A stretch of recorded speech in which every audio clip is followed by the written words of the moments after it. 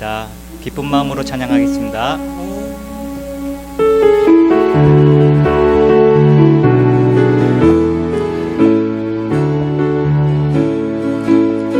성령이여 임하소서 내 마른 나의 심령 위에 주님의 은혜에 담비 내려 날 흠뻑 적셔 주옵소서.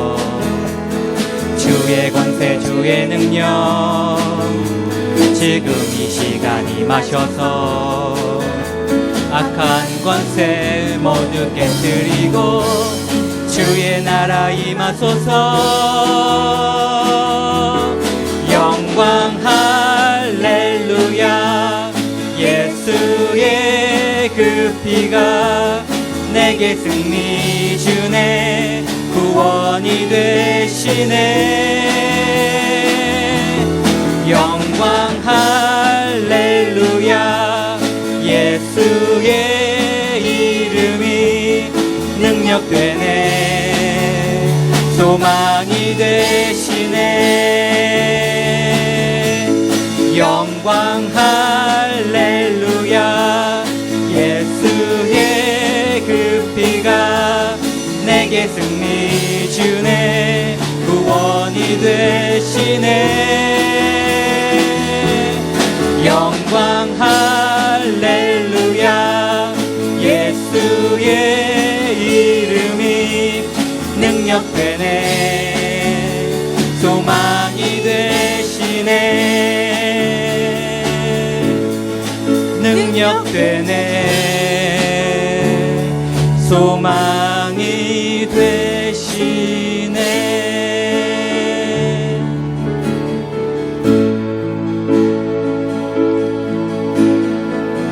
나의 영혼이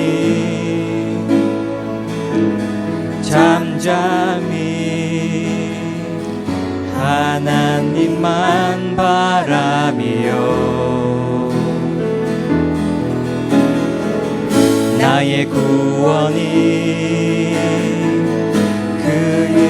그에게서 나는도다.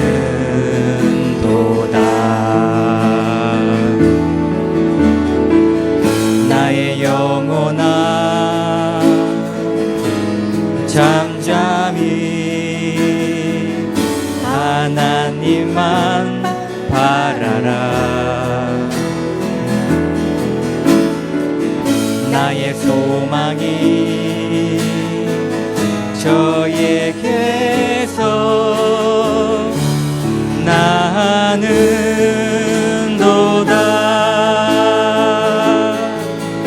오직 주만이 나의 반석 나의 구원이시니.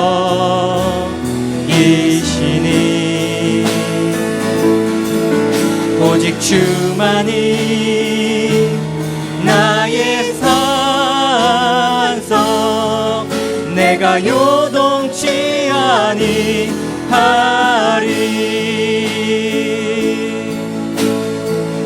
나의 영혼이 간절히 여호와를 갈망하며 나의 입술이 여호와를 찬양하리.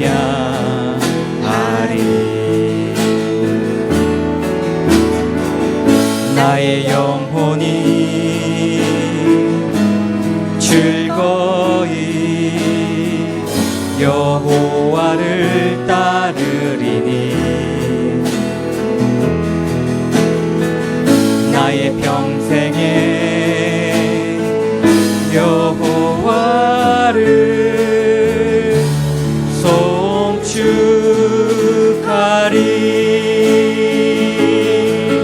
오직 주만이 나의 반석 나의 구원이시니.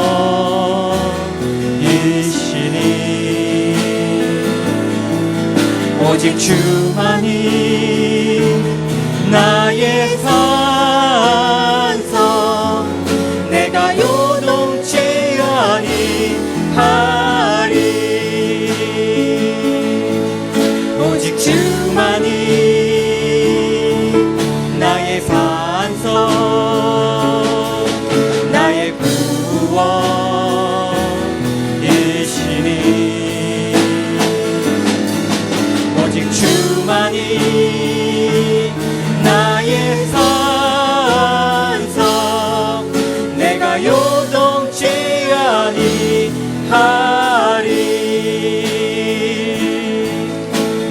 나 요동치 아니하리.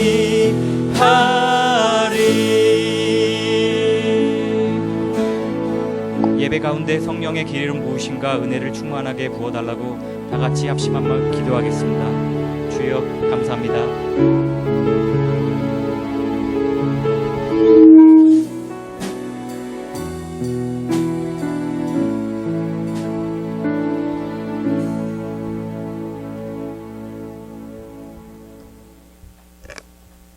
거룩하신 하나님 아버지, 은혜 가운데 한 주간을 지켜주신 하나님 앞에 감사와 찬송을 드립니다. 이렇게 복되고 은혜스러운 주일을 맞이하여 말씀으로 한 주일을 시작하게 주심을 감사드립니다. 하나님께서는 저희들에게 가장 좋은 것을 주시길 원하는데 하나님을 신뢰하지 못하고 저희가 원하는 바를 구하고 저희 이익을 위하여 문제가 해결되기를 구했습니다. 저희의 교만을 용서하여 주시옵고 예수의 피로 정결케 하여 주시옵소서. 하나님을 알아갈수록 우리의 존재를 알게 됨을 느낍니다. 모든 것이 오직 하나님의 은혜로 이루어짐을 잊지 않게 하여 주시옵고 모든 일에 자신의 의가 들어가지 않고 범사에 감사하고 주님을 섬길 수 있도록 도와주시옵소서. 한마음교회 각 가정을 위해 기도합니다. 자녀들에게는 부모를 사랑으로 공경하는 마음을 주시고 부모에게는 하나님의 마음으로 자녀를 대하고 양육할 수 있는 지혜를 주시옵소서. 그리하여 하나님을 더욱더 사랑하는 복된 가정이 되게 하여 주시길 원합니다. 치유의 하나님 아버지, 전 세계가 코로나19로 인하여 고통과 힘든 생활을 하고 있습니다. 하루속히 대치되어 일상적이고 정상적인 생활을 할 수 있도록 도와주시옵소서. 성령으로 저희와 함께 하시는 하나님 아버지, 오늘 단에 서서 말씀을 증거하실 한광영 목사님에게 영육간의 신령함과 강건함을 주시옵고 오늘 이미 우리는 답을 알고 있습니다. 말씀을 통하여 은혜가 넘치게 하여 주시옵소서. 교회에서 수고하시는 모든 성도님에게 항상 피곤치 않게 건강을 주시옵고 고국에 계신 담임 목사님, 양재지 장로님 마음적으로 어려움을 겪고 있습니다. 평안함과 건강을 지켜 주시옵소서. 어려운 때일수록 더욱 함께 기도하며 슬기롭게 잘 이겨낼 수 있도록 주님께서 도와주시길 간절히 원하고 원합나이다. 예배의 시종을 주님께 부탁드리며 살아계신 예수 그리스도 이름으로 기도드립니다.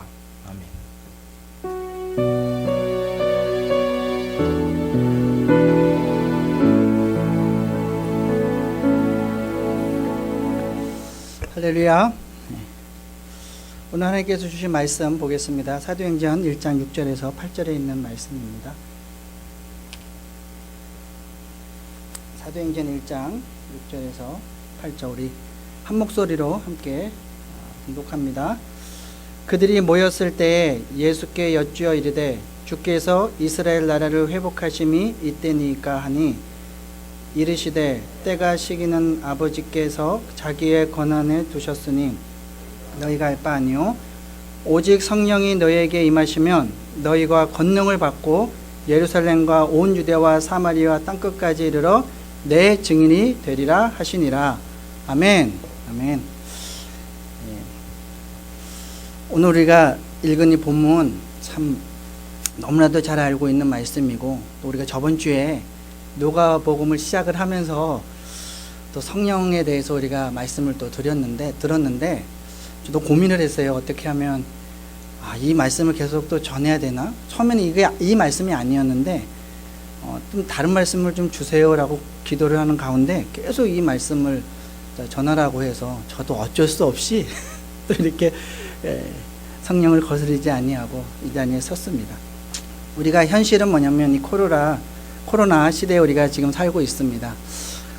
우리가 한때는 뭐라고 이 코로나를 얘기했냐면 포스트 코로나라고 이런 단어를 많이 썼어요.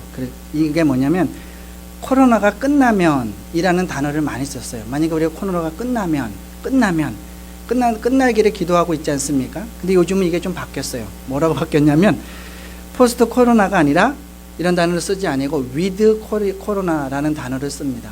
이게 이 말이 무슨 말이냐면 코로나와 함께 이게 종식이 될까 많은 염려 가운데 우리가 있지 않습니까? 그러나 코로나 상황에서 우리가 잘 살아내는 방법을 우리는 분명히 찾아야 돼요. 없으면 또 찾아야 되고 또 없으면 또 찾아야 됩니다. 계속 우리는 찾아야 돼요. 어떻게 하면 이 코로나가 현실인 이 세상에서 우리가 잘 살 수 있을까? 특히 신앙을 가지고 있는 우리가 어떻게 하면 살아갈 수 있을까? 우리가 찾아야 됩니다. 여러분, 배를 타고 가면, 저도 어부의 아들로 태어나서 살았습니다. 키가 있고 또 그러지 않으면 노를 적지 않습니까? 이렇게 타고 가다가 내가 막 노를 저다가 급류를 만나잖아요. 그러면 어떡합니까? 그 역방향으로 막 안 가기 위해서 졌습니까? 아니죠. 어떡합니까? 그냥 내버려 둬야 돼요. 그 물결을 잘, 급류를 잘 타는 것이 지혜로운 거예요. 만약에 지금 상황이 하나님의 급류 상황이라면, 급류를 타는 상황이라면 하나님은 우리를 지금 어디로 이끌고 가시는 걸까? 그리고 우리는 이런 상황 가운데 또 무엇을 해야 되고 어떤 기도를 드리는 것이 옳을까? 한번 생각을 해봤어요. 예전에는 이 한국 교회의 영광은 뭐냐면 부흥이 많이 되는 거예요. 큰 교회를 이렇게 만드는 거예요. 잘 모이는 교회, 많이 모여서 큰 교세를 자랑하는 게, 이거를 유람선으로 비유를 많이 했습니다. 좋은 서비스 좋죠. 또 좋은 시설을 누리고 그 안에서 행복한 것을 느끼면 좋은 교회를 또 자랑하고, 내가 그 안에서 있으면 그냥 안전하다고 우리가 생각을 합니다. 유람선이 그렇다는 거예요. 그 거대한 유람선 안에 타면 안전하다고 생각을 합니다. 그런데 이제는 우리가 그렇게 자랑할 수가 없어요. 그렇죠? 그래서 이제는 하나님께서 어떻게 보면 이 모이는 것이 어려운 것을 넘어서 오히려 하나님께서 이거를 흔들어서 흩으시고 계시지 않나라는 생각을 우리가 해봐야 된다는 거예요. 과연 이런 상황에서 우리가 무엇을 해야 될까? 라는 질문의 대답은 오늘 제목처럼 이미 우리는 답을 알고 있어요. 이미 우리는 답을 알고 있다는 거예요. 어떻게 살아야 되는지 저와 여러분은, 그리고 우리는 어떤 질문을 우리가 하나님께 던져야 됩니까? 오늘 그 해답이 오늘 나와 있다는 거예요. 먼저 읽은 말씀의 6절에 다시 한번 읽겠습니다. 그들이 모였을 때 예수께 여찌어 이르되 주께서 이스라엘 나라를 회복하심이 이때니까 하니, 그들이 모였을 이때가 어떤 상황입니까? 예수님께서 부활하시고요, 40일 동안 계시고 이제 승천을 하실 그 상황에 딱 놓여 있었어요. 승천하시기 전에 마지막으로 예수님의 제자들을 이렇게 만나주시는 장면이 바로 오늘 그 1장에 나오는 말씀입니다. 이제 곧 승천하신 예수님, 이 세상에서는 다시 보지 못할 예수님을 앞두고 제자들이 뭔가 이렇게 묻고 싶은 거예요. 그러지 않습니까? 우리도 궁금하지 않습니까? 마지막이니까. 그래서 제자들에게 묻습니다. 주께서 이스라엘 나라를 회복하심이 이때니까, 이게 무슨 말입니까? 예수님, 이제 우리 언제 회복이 돼요? 라는 질문이에요. 이 상황이 어떤 상황입니까? 로마의 그 핍박 속에서, 압제 속에서 있는 이 상황, 이스라엘 백성도 우리들 언제 회복이 돼요? 우리는 언제 좀 힘을 다시 얻어서 그 옛날에 그 하나님이 막강했던 그 영광을 우리가 언제 보고 또 이웃 나라를 굴복시킬 일이 언제 일어날까요? 제자들이 예수님에게 이렇게 물은 거예요. 제가 이 말씀을 준비하면서 이 말씀을 다시 또 봤어요. 이 코로나 시대에 이 말씀을 읽으면서 어쩌면 오늘 우리에게 예수님께 물을 기회가 있다면, 이 마지막에 승천하시기 직전에 우리가 예수님께 물은 것이 있다면 우리도 제자들처럼 비슷한 질문을 하지 않을까, 그런 생각을 해봤어요. 예수님, 교회는 언제 다시 모여서 다 함께 예배를 드리는 날이 올까요? 예수님, 빨리 우리를 좀 예전처럼 좀 돌려주세요. 언제까지 우리가 이 상황으로 있어야 되나요? 라고 예수님에게 묻지 않을까? 라는 생각이 들었다는 거예요. 이 비슷한 질문이 우리 속에 똑같이 나오지 않겠습니까? 그때 예수님의 대답, 우리 언제 회복되나요? 물었더니 예수님께서 뭐라고 하십니까? 제자들이 물었던 질문에 대한 대답이 아니라 다른 대답을 하십니다. 그것이 7절에 나와 있습니다. 함께 읽겠습니다. 7절 읽겠습니다. 이르시되 때와 시기는 아버지께서 자기의 권한에 두셨으니 너희가 알 바 아니요. 너희가 알 바 아니요. 제자들이 언제입니까? 물었는데, 그런데 예수님은 언제가 중요한 게 아니다 라고 말씀하시는 거예요. 지금 중요한 건 언제 회복되느냐가 아니다. 그거는 하나님께서 알아서 할 일이다. 그거는 하나님의 권한에 속한 일이지 너희가 알 바가 아니다 라고 이야기를 하는 거예요. 그럼 중요한 것이 뭐냐는 거예요. 언제가 아니라 무엇을 해야 되는지 아는 것이 굉장히 중요하다고 예수님은 이렇게 말씀하시는 거라는 거예요. 언제가 아니라 무엇을 하는 거가 중요하다는 거예요. 이미 우리는 답을 알고 있습니다. 8절 읽겠습니다. 시작. 오직 성령이 너에게 임하시면 너희가 권능을 받고 예루살렘과 온 유대와 사마리아와 땅끝까지 이르러 내 증인이 되리라. 이게 무슨 말씀입니까? 정말 중요한 단 하나가 있다면 그건 바로 오직 성령이 누구에게 임하면 너희에게 임하시면, 너희에게 필요한 건 언제 회복하는지 그 시기를 아는 것이 아니라 지금 성령으로 충만해지는 것이다. 그것이 제자들에게 부탁하고 요청하신 사명이라는 것입니다. 성령을 받고 이 권능을 받고, 그럼 성령 충만과 권능은 왜 받아야 되냐는 거예요. 답이 나와 있습니다. 내 증인이 되라고. 예수님의 그 증인이 되라고. 증인된 삶을 살기 위해서 예수님은 제자들에게 성령 충만을 받으라 이렇게 말씀하신 것입니다. 실제로 예루살렘 교회, 이제 초대교회가 형성이 되고 나서 예루살렘 교회가 이루어지지 않습니까? 이 사도행전 1장에서 이 질문을 예수님과 주고받고 그리고 어떻게 됐습니까? 뒤에 넘어가면 이 스데반 집사님이 결국은 순교를 당하고, 그리고 이 예루살렘 교회는 다 뿔뿔이 흩어져 세계로 흩어지게 됩니다.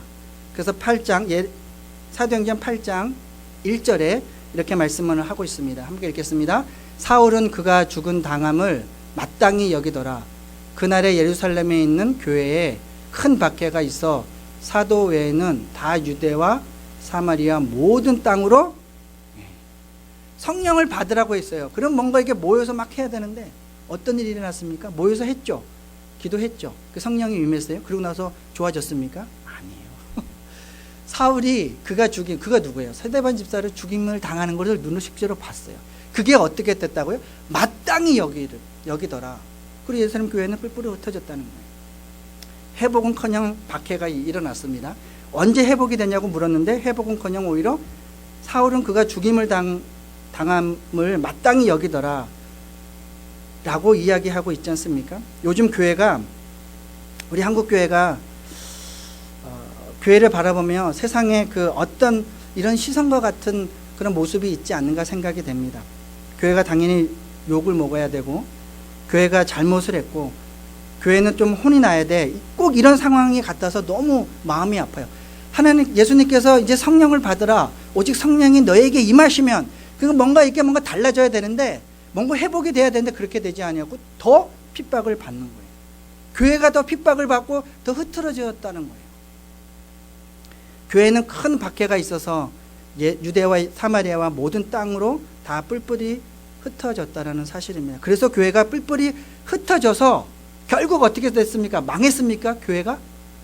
아니죠. 그렇게 박해가 있었고 예상치 못한 큰 어려움이 있었지만 성경이 보여주는 모습은 그렇지 않았습니다. 지금도 마찬가지입니다. 한국 교회가 핍박을 받고 있죠. 그러나 교회가 없어집니까? 사도행전 13장 49절에 보면 그 뿔뿔이 흩어졌던 성도와 제자들을 통해서 성경은 이렇게 말씀하고 있습니다. 한번 읽겠습니다.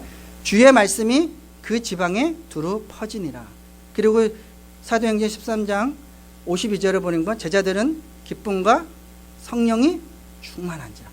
핍박을 받으면 받을수록 기쁨이 생기고 성령이 충만해졌다는 거예요. 너무 신기하지 않습니까? 기쁨과 성령이 충만한 상태로 살았다는 거예요.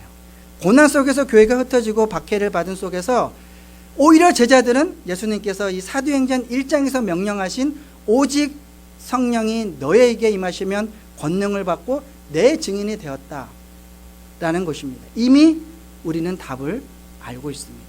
성령을 받으면 이런 역사가 일어난다는 것을 우리가 알고 있습니다. 오늘 이 시대를 살아가는 우리에게도 주님의 이 동일하게 말씀하고 있지 않습니까? 그 말씀에 우리가 귀를 기울여야 된다는 거예요. 코로나로 인해서 힘겨운 시간을 통과하고 있는 지금 우리에게 하나님 언제쯤 다시 옛날로 돌아갈 수 있을까요? 언제쯤 다시 다 같이 모여서 예배를 드릴 수 있을까요? 라고 기도하고 구할 때 어쩌면 주님은 우리에게 무엇을 또 말씀을 하고 계실까? 조금만 참아라. 야, 너 조금만 좀 참아라. 내가 회복시켜 줄게. 조금만 기다리면 내가 나타나서 딱 정리해 줄게. 다 이 모든 것들 다 정리해 줄게. 그러실까요, 과연? 오늘 사도행전 1장에서 주님께서 주시는 이 말씀을 보면 그렇지 않았다는 거예요. 오히려 그건 너희 소관이 아니다. 그저 그거는 아버지의 권한이고 그건 하나님의 영역이고 하나님께 맡기고 너희가 할 걸 해라 라고 말씀하고 있지 않습니까? 성령으로 권능을 받고 이 증인의 삶을 살아라 라고 우리에게 말씀하고 있다는 사실입니다. 다시 성령으로 시작하라는 것입니다. 이미 우리는 답을 알고 있습니다. 성령 충만해야 한다는 것을 알고 있다라는 거예요. 이 상황 가운데 낙담하고 낙심하고 이 코로나 때문에 아무것도 못하겠어. 코로나 때문에 예배도 잘 못 드리고 신앙도 어렵고 경건 생활은 빵점이야. 이게 아니라 주님께서 말씀하는 것은 다시 어디로 돌아가라고요? 성령으로 돌아가라 말씀하십니다. 다시 성령으로 돌아가서 시작하라 말씀하고 있다는 것입니다. 그것을 사도행전 초대교회가 우리에게 보여주는 거 아니겠습니까? 그렇다면 우리는 과연 성령 충만한 삶을 살고 있을까? 라는 거예요. 만약에 성령 충만하지 않는다면 또 그 이유가 뭘까요? 지금 우리가 성령 충만해야 그럴 때라는 거예요. 근데 그렇게 살지 않는 이유가 뭘까요? 또 성령 충만해야 한다면 어떤 상황 상태가 성령 충만한 상태가 되는 건지 우리가 민감하게 따져볼 필요가 있다는 거예요. 흔히 말하는 대로 우리가 사도행전 2장에 나왔듯이 성령 충만은 우리가 알고 있듯이 불받고 성령이 막 임해서 불받고 방언하고 무엇인가 이렇게 막 뜨거운 상태가 성령 충만의 상태입니까?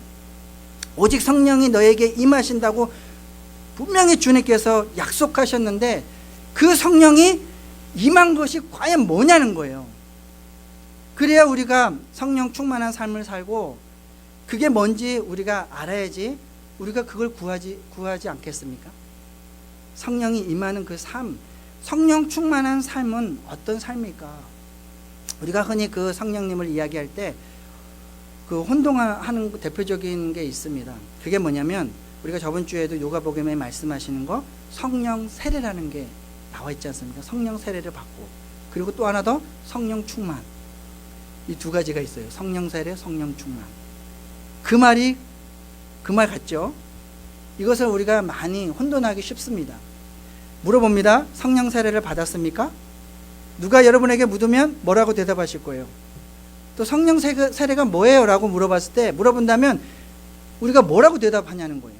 우리가 이 시간에 좀 잘 알았으면 좋겠습니다. 우리가 복음을 듣고 예수님을 믿을 때 그때 주님의 약속대로 성령은 우리 안에 오시고 우리 안에 임재하신다고 분명히 말씀하고 있어요. 어디에? 에베소서 1장 13절에 이렇게 설명하고 있습니다. 함께 읽겠습니다. 그 안에서 너희도 진리의 말씀 곧 너의 구원의 복음을 듣고 그 안에서 또한 믿어 약속의 성령으로 인치심을 받았으니. 이걸 보세요. 구원의 복음을 우리가 들었어요. 그리고 그 안에서 믿으면, 이 복음을 믿으면 어떤 일이 벌어집니까? 약속의 성령으로 뭘 받았어요? 도장을 딱 받은 거예요. 도장을 딱 찍힌 거예요. 다시 말하면 여러분이 복음을 듣고 그리고 또 복음을 반응을 하고 믿었을 때 내 눈에는 보이지 않지만 내가 인지하지 못하지만 내 영혼에 어떤 일이 벌어집니까? 주님께서 성령으로 도장을 딱 찍으신 것입니다. 너는 내 거라고, 너는 나의 백성이다라고 딱 성령의 인치심을 받았다라고 분명히 에베소에 말씀하고 있다는 거예요. 내가 복음을 받고 믿었을 때 이게 영적으로 성령께서 임재하신 것이라는 것입니다. 그래서 성령을 다른 말로 예수의 영이라고 말하고 있는 것입니다. 예수의 영이라는 것, 이 말은요, 성령님은 예수를 증거하십니다. 우리가 예수님이 2000년 전에 돌아가셨잖아요. 그렇죠? 그래서 지금 육안으로 볼 수가 없어요. 근데 성령님께서 그걸 예수님에 대해서 2000년 전에 오신 그 예수님에 대해서 증거하고 있다는 거죠. 무엇이요? 성령님. 그러니까 예수님 믿게 하시는 분이 바로 이 성령님이라는 거예요. 예수의 영이라는 거예요. 성령님의 도우심이 아니면, 성령님의 전적인 도우심이 없으면, 성령님이 여러분의 마음에 찾아오셔서 역사하지도 않으면 그 누구도 예수님을 알지도 못하고요, 또 예수님을 믿지 못한다는 거예요. 어떻게, 여러분, 이 세상에 수많은 책들이 있어요. 그렇죠? 근데 그 책들 가운데 이 성경은요, 어떻게 이 말씀들이 과학적으로 증명되지 않은 말씀들이 있는데 이걸 어떻게 믿어지냐는 거예요. 성령님께서 예수의 영이 가르쳐 주지 않으면 우리가 믿을 수 없다는 거예요. 내가 예수님을 믿는데 성령님께서 내 안에 들어와 계시는구나, 이것을 모르고 사는 것에 대해서 주님은 또 책망하신다는 거예요. 고린도서 3장 16절에 있습니다. 다 함께 읽겠습니다. 시작. 너희는 너희가 하나님의 성전인 것과 하나님의 성령이 너희 안에 계시는 것을 막 책망하고 있는 거예요. 오히려 물으세요. 우리에게 왜 모르고 사느냐. 처음으로 돌아가서 내 안에 성령님이 계십니까? 아멘. 아멘. 왜 알지 못하느냐 말씀하고 있지 않습니까? 내 안에 성령님이 계시다면 다른 표현으로 이 성령의 세례를 받은 거예요. 오늘 읽은 사도행전 1장에서도 예수님이 동일하게 말씀하세요. 사도행전 1장 5절에 보면 몇 날이 못되어 성령으로 세례를 받으리라. 성령으로 세례를 받으리라. 분명히 1장 5절에 말씀하고 있습니다. 받으리라 하셨던 주님이 똑같이 8절에 또 이렇게 말씀하고 있어요. 성령이 너희에게 임하시면, 이렇게 표현하고 계세요. 그러니까 성령으로 세례를 받는 게 곧 성령이 임하는 것입니다. 그게 성령 세례를 받았다는 거예요. 나는 잘 알지를 못해요. 그렇죠? 이미 받았다니까요. 아멘. 우리가 예수님을 고백을 하고 예수님이라고 부르면 이미 성령 세례를 받은 거예요. 이제 더 이상 우리가 헷갈리지 않으면 됩니다. 그런데 두 번째 질문이 있어요. 그럼 성령 충만이 뭐냐는 거예요. 성령 충만. 성령 세례는 이제 알겠어요. 이미 내가 예수를 고백을 하면, 예수를 믿고 내 안에 그 예수님께서 함께 주신다고 하면 이렇게 성령 세례를 받은 거예요. 그럼 성령 충만이 뭐냐는 거예요. 성경을 특히나 신약 성경에 보면 성령 충만이라는 단어가 많이 나와요. 그렇죠? 대표적인 말씀이 에베소서 5장 18절입니다. 우리 함께 읽겠습니다. 술 취하지 말라. 이는 방탕한 것이니 오직 성령으로 또 충만함을 받으라. 성령 충만. 그래서 옛날에 우리 악기가 많이 없었을 때 북칠 때 무슨 찬양 많이 했습니까? 성령 받으라. 항상 그 찬양을 많이. 포커스가 다 뭐예요? 성령 받으라는 성령 받으라. 이미 받았는데 이거 잘못됐죠. 어떻게 성령 충만해라 얘기해야 되는데 성령 계속 받으래요. 이미 받았는데. 그때는 잘 몰라서, 말씀에 대해 잘 무지해서 그랬던 것 같아요. 오늘 말씀처럼 성령을 받았는데 충만하게 받으래요. 충만하게. 성령님이 이미 내 안에 임재하시고 내 안에 있는데 또 충만하라는 게 이게 뭘까? 그래서 많은 사람들이 이 에베소서 5장 18절의 말씀을 보고 그 앞에 뭐라고요? 술 취하지 말라. 나는 이 표현 때문에 술 취하지 말라 그랬으니까 내가 더 받아야 되는 거구나. 더 가득가득 채워야 되는구나. 이렇게 이해하시는 분들도 있다라는 거예요. 그러나 사실은 성경적 해석이 아닙니다. 성령은요, 어떤 에너지가 다른 종교에서 말하는 세상에서 이렇게 가득한 어떤 영으로 이렇게 이런 식으로 많이 봅니다. 그러나 성령이라는 이 말은요, 이 성령님은 단지 공기 중에 떠다니는 에너지 같은 것이 아니라 그분은요 뭐냐면 인격이십니다. 인격이 있다라는 사실입니다. 그래서 성령님을 말할 때 인칭 대명사를 씁니다. 그냥 대명사, 사물을 뜻하는 이런 대명사를 쓰지 아니하고 인칭 대명사, 꼭 그라는 표현을 씁니다. 연기처럼 이런 것이 아니라 꼭 인칭 대명사 그라고 표현합니다. 왜? 인격이 있는 분이기 때문에 그렇다는 거예요. 여러분, 인격을 나누어 질 수 있습니까? 내가 방을 들어가는데 한쪽 발만 들어가고 한쪽 발은 바깥에 있고, 그런 것이 아니라는 거예요.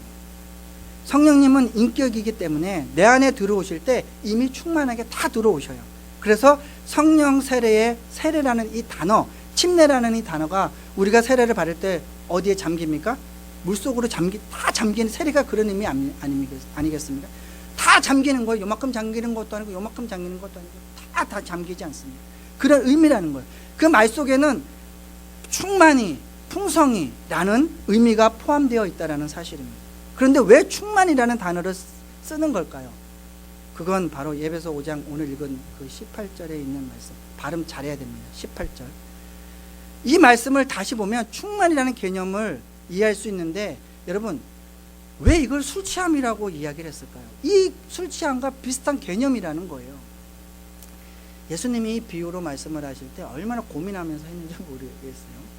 술이 먹잖아요. 술을 마시잖아요. 저희 아버님도 술을 많이 드셨잖아요. 술을 많이 드시면 내 몸에 내가 술을 마시잖아요. 근데 어느 순간이 되면 어떻게 돼요? 뭐가 뭐를 마셔요? 술이 나를 마시는 그런 일들이 일어납니다. 그래서 사람을 지배하지 않습니다. 술이 사람을 주장하기 시작을 합니다. 그래서 사도행전 2장에 보니까 그 끝절에 보면 뭐라고 나와요? 방언하고 막 성령이 충만할 때 무슨 현상이 일어나요? 그걸 모르는 사람들이 뭐라고 해요? 술 취했다 그러잖아요. 그렇게 표현할 수밖에 없는 거예요. 마찬가지로 성령 충만이라고 하는 것은 이 성령께서 내 안에 계실 뿐만 아니라 특별하게 그리고 강력하게 나를 사로잡는다는 거예요. 이 술 취하는 것처럼, 술이 나를 먹는 것처럼 이 술이 나를 지배하는 거예요. 그 시간을 우리가 성령 충만한 상태라고 이야기해요. 나를 지배하는 그 상태가, 성령이 나를 지배하는 상태가 그게 충만한 상태가 된다는 거예요. 성령 충만한 시간이라고 하는 것입니다. 이미 내 안에 성령님이 계십니다. 그러나 내 안에 계시는 그 임재를 뛰어넘어서 그분이 나를 전적으로 주장하고 주 뜻대로 나를 마음껏 쓰시는 그 상태가 성령께서 내 안에 감동을 두시고 말씀하실 때, 뜨거워질 때 뭐라고 얘기해요? 내가 듣겠나이다. 주님 말씀하여 주시옵소서. 내가 듣겠습니다라고 우리가 고백하고 있지 않습니까?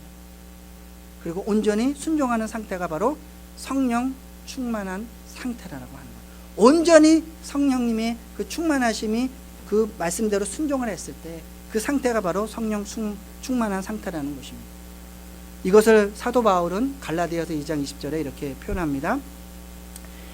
내가 그리스도와 함께 십자가에 못 박혔나니 그런즉 이제는 내가 사는 것이 아니요 오직 내 안에 그리스도께서 사신 것이다. 야, 어떻게 말도 안 되지 그러죠? 내가 분명히 사는 건데 이제는 내가 사는 게 아니라고 고백하고 있지 않습니까? 그리스도께서 사는 거래요. 그러니까 이게 뭐예요? 이미 성령 세례를 받고 내 안에 예수의 영이 성령께서 임재하고 계신다는 거예요. 이것을 이야기하고 뭐 사도 바울이 매일같이 성령 충만했겠습니까? 아니죠. 근데 그렇게 말씀하고 있다는 거예요. 이렇게 표현했다는 거예요. 온전히 나를 주장하니까, 성령께서 나를 주장하니까 나는 죽죠. 없다라는 거예요. 정말 이 죄인 같은 이 나라는 게 없는 거예요. 옛사람은 죽고 예수님께서 내 안에 사신다는 거예요. 예수님이 내 안에서 내 안에서 성령님이 함께 해주셔서 계신다는 그 말씀. 제가 왜 이렇게 설명하냐면 우리에게 있어서 이 성령님은 선택사항이 아니에요. 선택사항이 아니라는 거예요. 성령의 세례를 넘어서 성령 충만에 이르는 길은요, 우리에게 있어서 죽고 사는 문제이기 때문에 굉장히 중요한 문제이라는 사실입니다. 베드로가 여러분 예수님을 3년 반 동안 쫓아다녔어요. 예수님의 참 제자라고 인정받기도 했어요. 그러나 결국은 어떻게 됐습니까? 마지막은 3번이나 부인했지 않습니까? 본인은 정말 놀랐을 거예요. 그러면서 이렇게 생각을 했겠죠. 결심한다고, 예수님을 그렇게 따라 쫓아다닌다고 결심하고 살았는데 이게 아니구나. 이렇게 막 노력한다고 되는 게 아니구나. 얼마나 철저하게 자기를 깨달았을까요? 주님이 말씀하시는 성령을 받지 않고서는 나는 정말 무능한 존재구나. 아무것도 할 수 없는 존재구나. 그래서 오순절 성령이 임하였을 때 이 비로소 베드로는 정말 제대다운 삶을 살아가게 됩니다. 우리에게 있어서 성령 충만은 있으면 좋고 없어도 그만이 아니라 이것은 죽고 사는 문제라는 것을 우리가 믿으셔야만 됩니다. 이미 우리는 답을 알고 있어요. 성령 충만을 받아야 된다는 거 우리가 이미 알고 있습니다. 하나님은 언제 회복이 되나요가 아니라, 하나님 언제 회복이 되나요가 아니라, 주님 나로 이 시간 이 시기에 아무 핑계 대지 말고 성령으로 충만케 해주셔서 내 안에 주님이 계시면 나를 좀 온전히 나를 좀 주장해 주세요 라고 우리가 기도해야 되지 않겠습니까? 그러면 어떻게 충만해야 됩니까? 어떻게 충만해집니까? 내가 알아야 되잖아요. 그렇죠? 충만한 방법을 알아야 되잖아요. 2가지 말씀을 드리고 말씀 마치겠습니다. 그게 첫 번째가 나는 죽고 예수님이 사실 때 우리는 성령으로 충만해집니다. 분명한 것은 내가 죽어야 돼요. 내가 실제로 죽는 게 아니라 내 이 죄악된 이 모습이 죽어야 됩니다. 절대 우리는 죽을 수가 없어요. 나의 모습을 죽을 수가 없어요. 복음이 무엇입니까? 이 복음이라는 것은요, 예수님이 십자가에서 나의 옛사람이 죽는 거예요. 이제는 예수님이 나의 생명이 되셨다라는 선포 아니겠습니까? 내가 예수님을 믿습니다라는 게 선포 아니겠습니까?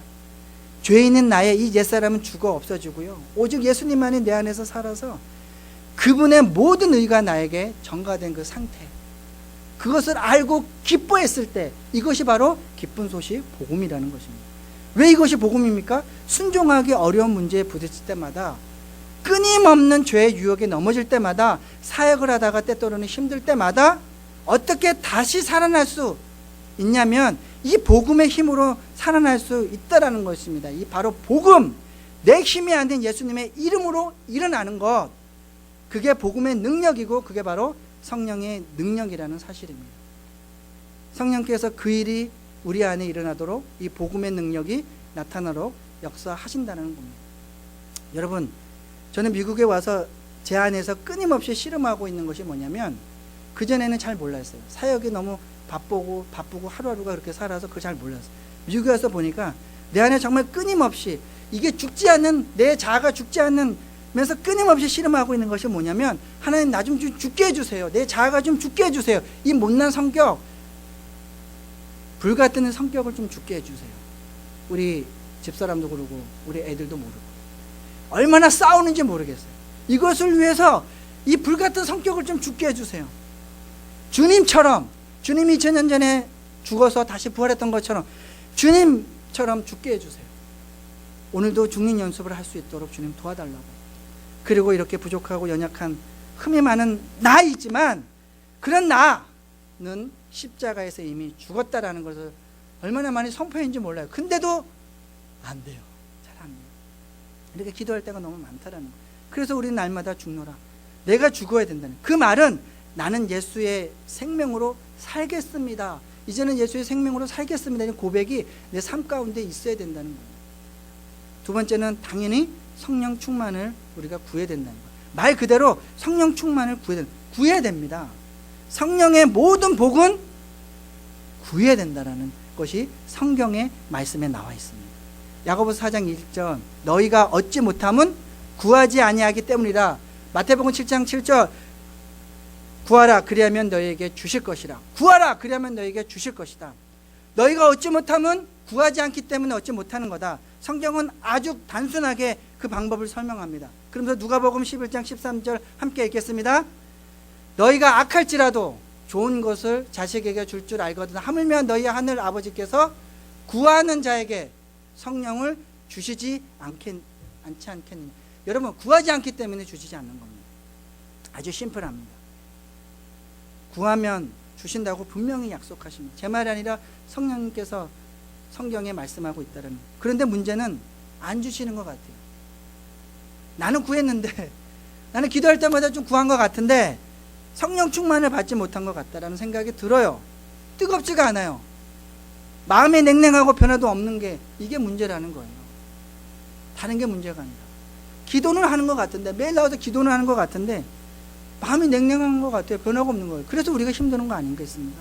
문제는 내 마음이 어디에 가 있느냐는 거예요. 이걸 찾아야 돼요.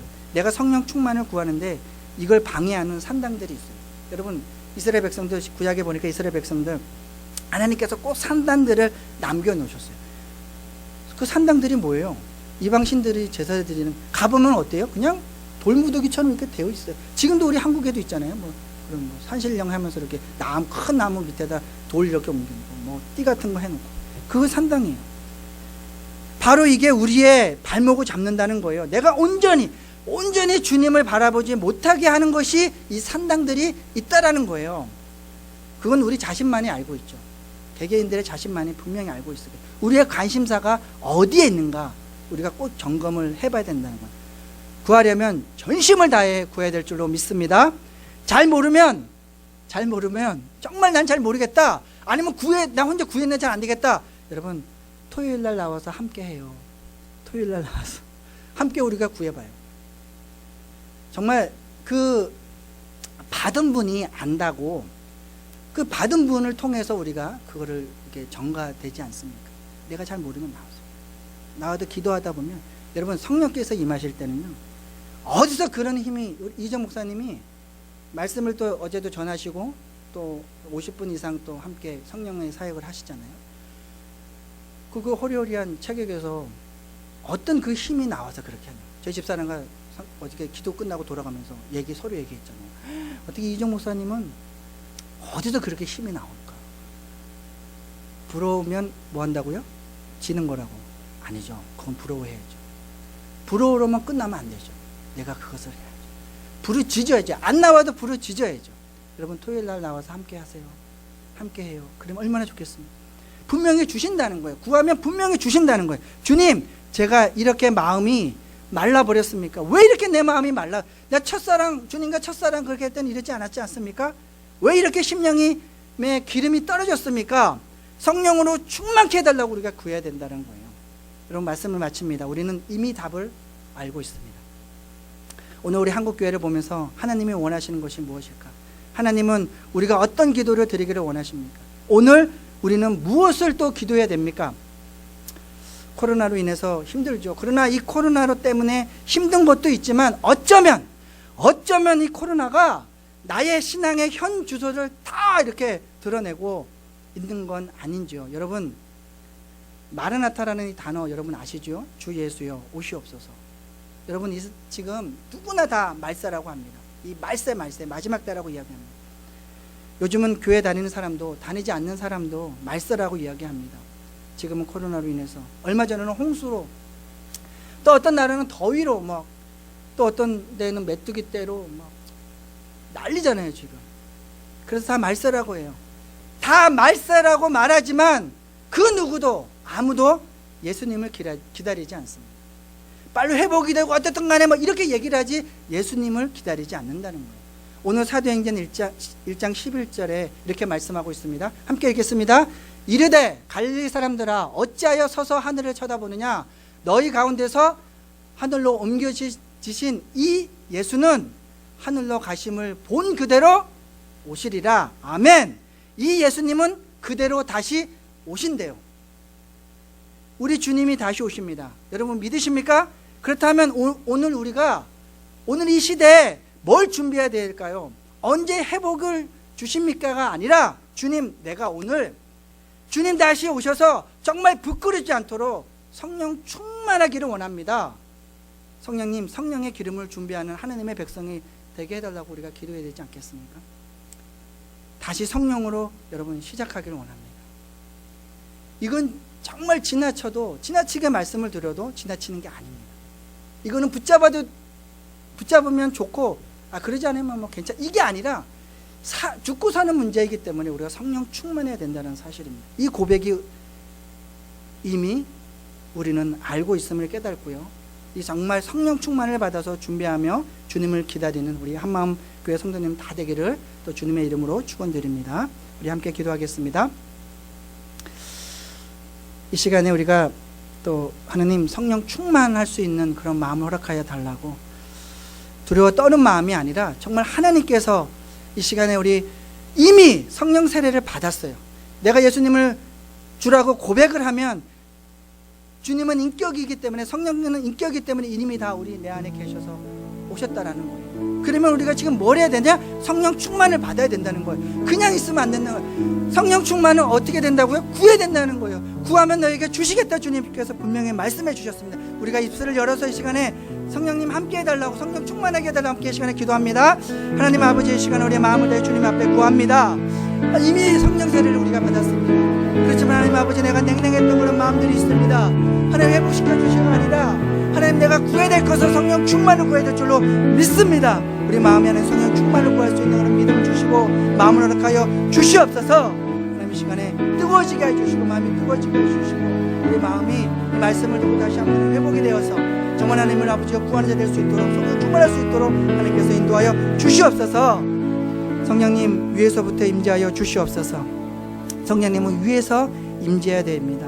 우리 한 사람의 기도를 통해서 교회가 살아나 움직이는 교회가 되게 하시고 성령의 충만함을 통해서 주님께 이 마지막에 쓰임받는 귀한 우리가 될 수 있도록 인도하여 주시옵소서. 역사를 바뀌는 놀라운 일들이 일어나게 될 줄로 믿습니다. 그것이 우리 한마음교회를 통해서 일어나게 하여 주시옵소서. 주님 우리를 불쌍히 여겨주시고 우리 마음에 불이 위에서 내려지는 역사들이 일어나게 하여 주시옵소서. 감사드리며 살아계신 예수님의 이름으로 기도합니다. 아멘. 우리 하나님께 예물 드리겠습니다.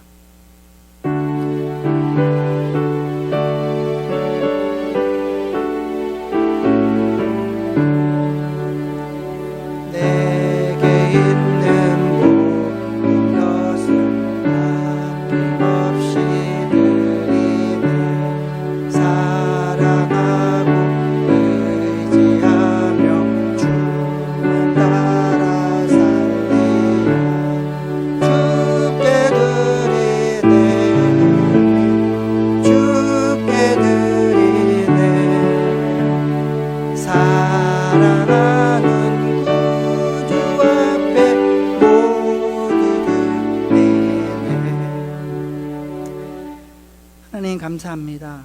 오늘도 하나님 우리가 성령 세례를 받았음을 고백하고 성령 충만할 수 있는 저희들 될 수 있도록 인도하여 주시옵소서. 지금 우리가 구해야 될 것은 성령 충만인 줄로 믿습니다. 오늘도 귀한 말씀을 먹이시고 우리의 영혼의 소원을 만족해 하시고 윤택해 하신 하나님의 은혜에 감사드립니다. 생명의 말씀을 우리가 혼자서 받아 먹는 것이 아니라 이웃에게 나눠줄 수 있는 마음을 허락하여 주시옵소서. 오늘도 하나님 앞에 물질을 드립니다. 하나님 기뻐 받아주시고 이 예물을 통해서 하나님의 나라가 확장될 수 있도록 인도하여 주시고 우리 마음에 하나님의 그 풍성함으로 넘쳐날 수 있도록 인도하여 주시옵소서. 오늘도 물질만 아니라 우리의 마음과 몸을 하나님 앞에 얹어서 하나님 앞에 봉헌합니다. 하나님 우리의 마음을 우리의 몸을 하나님 기뻐 받아 주시옵소서. 감사드리며 살아계신 예수님의 이름으로 기도합니다. 아멘. 우리 하나님 말씀이 아니구나. 광고를 말씀드리겠습니다. 제가 하도 한번 웃으시라고 오늘 교회 소식 전해드립니다.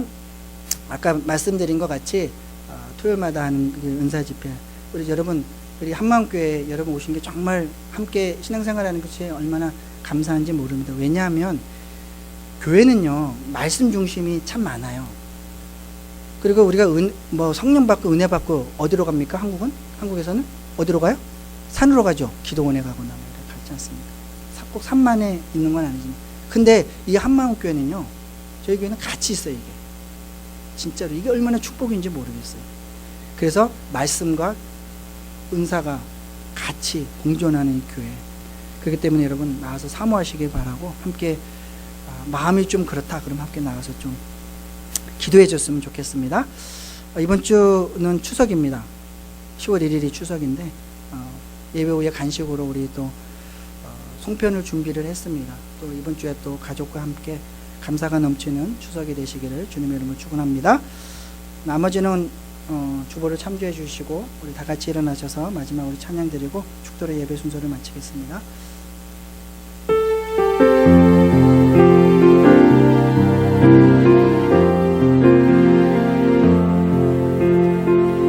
세상을 살아가는 동안에 나의 힘을 의지할 수 없으니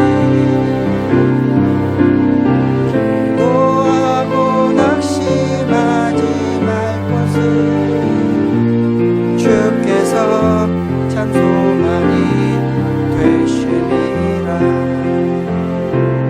하나님의 나의 비전이 되고 예수님의 성품이 나의 인격이 되고